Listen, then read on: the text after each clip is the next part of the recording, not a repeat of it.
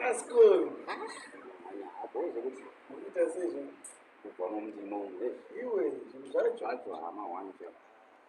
Vamunangana kumbona kuti David, ukuta sejo. Amapa kutonita nje. Zvacho, munobashanda baba. Kan munoti patadi bamba. Hayi bo, hayi ndiripo zvangu hayi. Rigani mbosvika pajena. Rigani mbosvika paje. Ko soko ndanditi kutsvaga izvo mimi. Ko ndakuzokubvunza yakatambika nezuro. Handakuzokubvunza yakatambika nezuro. Nekuti yakatambika nezuro. Ani palatest. Urikuona takati tibva kubasa nezuro ka. Kumanheru. Ndofunga kuma6. Kuma6 nje. Munoziva paslovo paskobeni baibai mudhara anogara paskobeni baibai. Mumwe anoita zvekuvaka so. Urefu wakaita kuti vakabayiwa nembanga kanezuro. Kubayiwa nembanga vakatorwa foni bva yatobaya. Bva yatobaya foni. Vangomusvikira padheni vatotora foni. Ma8 manheru. Havana kumusvikira padheni vakamubata murodhi.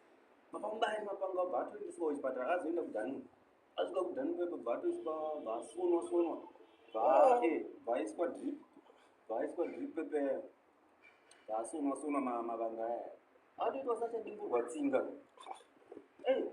Akatobayiwa kutodzine masikoni. Akabayiwa. Asairwisa. Airwisa mukona. Airwisa. And then baba yabayiwa baya vaenda kuchipatara nezuro ye. Aenda kuchipatara nezuro ye. Kubva adzoka angatoiraiti. Saka akazotambika manje. Akamuzvira titindara here. Akazotambika manje patakati night club nezuro. Takaenda kunight club ndosvika kuma4. Mufesi wangu anodriva uber akauya nebuba. Vauya vatitora vataenda kuma4 night club. New era wewe. Mana vakaniwa wapi? Vakaniwa wapi? Semundara warutaura iwe moita ningirikinero. Warutakabayiwa. Aiwa, wakabayiwa mari nezuro. Mari nezuro che. Watakabayiwa nezuro.